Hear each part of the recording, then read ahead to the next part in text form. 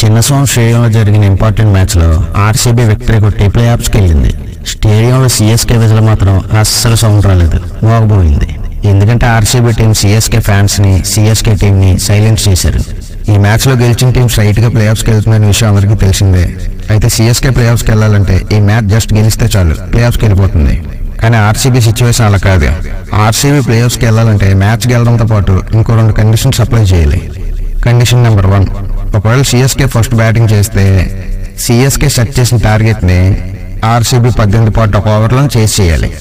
Condition number 2, ఒకవేళ RCB first batting చేస్తే RCB set చేసిన టార్గెట్ని సిఎస్కే చేజింగ్ చేయకుండా 18 రన్స్ తేడాతో సిఎస్కేని ఓడించాలి. నిజానికి ఈ 2 కండిషన్లు అంత ఈజీ ఏం కాదు. ఇలా జరిగితేనే RCB run rate CSK run rate కన్నా బెటర్గా అయ్యి ఆర్సీబీ ప్లే ఆఫ్స్కి వెళ్తుంది. ఇలాంటి కండిషన్లో మ్యాచ్ ఆడుతున్న ఆర్సీబీకి ఎంత ప్రెజర్ ఉంటుందో అర్థం చేసుకోవచ్చు. అసలు ఆర్సీబీ ప్లే ఆఫ్స్కి వెళ్తుందని ఎవరు ఊహించుంటారు. ఎవరు ఎందుకు అసలు ఆర్సీబీ టీం కూడా ఊహించుండదు. ఫస్ట్ 8 మ్యాచ్లు ఆర్సీబీ ఎంత వర్స్ట్ పర్ఫార్మెన్స్ చేసిందో అందరూ చూసాం. ఆర్సీబీ టీంకి దరిద్రం పట్టింది, ఈ టీం సీన్ అయిపోయింది, ఈ టీంలో జ్యూస్ అయిపోయింది అని విపరీతమైన ట్రోల్స్, మీమ్స్. ఆర్సీబీ టీంను పాపం అందరూ జోకర్ని చూసినట్టు చూశారు. కానీ ఈ మ్యాచ్ విక్టరీతో ప్లే ఆఫ్స్కి వెళ్ళి ట్రోల్స్, మీమ్స్ చేసిన వాళ్ళు నోరు ముంచారు. ఆర్సీబీ ప్లే ఆఫ్స్కి చేరడంలో orange cap holder Virat Kohli ఎంత కీ రోల్ ప్లే చేశాడో ప్రత్యేకంగా చెప్పక్కర్లేదు. ఫ్యాబ్ డు ప్లెసిస్ అయితే స్టార్టింగ్ మ్యాచ్ లో ఫామ్ లో లేడు, కానీ ఈ లాస్ట్ 6 మ్యాచ్ల్లో మాత్రం అతని పర్ఫార్మెన్స్ చాలా బాగుంది. టీం అతను ఇన్స్పైర్ చేసిన విధానం బాగుంది.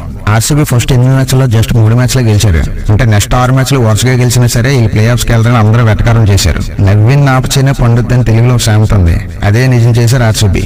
ఏదేమైనా ఆర్సీబీ టీం ఒక ఛాంపియన్ టీం. ఈ మ్యాచ్ లో విరాట్ కోహ్లీ చాలా యానిమేటెడ్ గా కనిపించాడు. అంటే ప్రతి మ్యాచ్ లోనూ అలాగే ఉంటాడు అనుకోండి, ఈ మ్యాచ్ లో మరీ ఎక్కువగా ఎనర్జీ కనిపించింది. ముఖ్యంగా సిఎస్కే వికెట్ పడుతున్నప్పుడు అయితే మరీని కెమెరామెన్ విరాట్ కోహ్లీ వైపే తిప్పేవాడు. కోహ్లీ ఎక్స్ప్రెషన్స్ మనకు చూపించడానికి విరాట్ కోహ్లీ కోసమే గ్రౌండ్ లో కెమెరామెన్ ప్రత్యేకంగా పెట్టినట్టున్నారు. టీమ్ స్కోర్ విషయానికి వస్తే ఫస్ట్ బ్యాటింగ్ చేసిన ఆర్సీబీ 219 రన్స్ చేసింది. ఈ మ్యాచ్ లో సిఎస్కే విన్ అవ్వాలంటే 219 రన్స్ చేయాలి. కానీ సిఎస్కే ప్లే ఆఫ్స్కి వెళ్ళాలంటే 219 రన్స్ చేయనవసరం లేదు, జస్ట్ 201 రన్స్ చేస్తే చాలు. ఓ టైంలో 19 రన్స్ కి 2 వికెట్లు కోల్పోయిన సిఎస్కే కష్టాలు పడింది.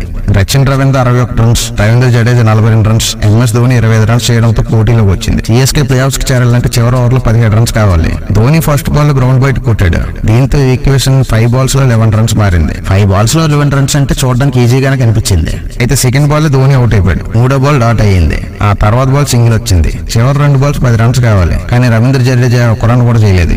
దీంతో సిఎస్కే 191 ఫర్ 7 వికెట్స్ పరిమితమైంది. 2024 ఐపీఎల్ ప్లే ఆఫ్స్ నుండి నిష్క్రమించింది.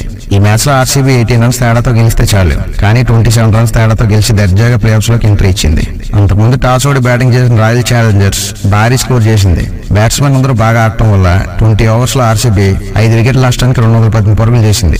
Virat Kohli 47 runs, du Plessis 54 runs చేశాడు. మ్యాన్ ఆఫ్ ది మ్యాచ్ కూడా డు ప్లెసిస్ కి ఇచ్చారు. ఈ మ్యాచ్ రిజల్ట్ తో సిఎస్కే కంటే బెటర్ నెట్ రేట్ సాధించిన ఆర్సీబీ ప్లే ఆఫ్స్ కి అర్హత సాధించింది. ఇంకో విషయం ఏంటంటే వరుసగా 6 మ్యాచ్ల్లో గెలిచి ఈ ఫీట్ సాధించింది. ఎలిమినేటర్ లో ఆర్సీబీ అయితే తలపడే జట్టు ఏదో ఆదివారం తేలిపోతుంది. ఈ సీజన్ లో చెన్నైకి చివరి మ్యాచ్ కాగా ధోనికి ఇది చివరి ఐపీఎల్. వీడియో నచ్చితే లైక్ చేసి మన ఛానల్ సబ్స్క్రైబ్ చేసుకోండి.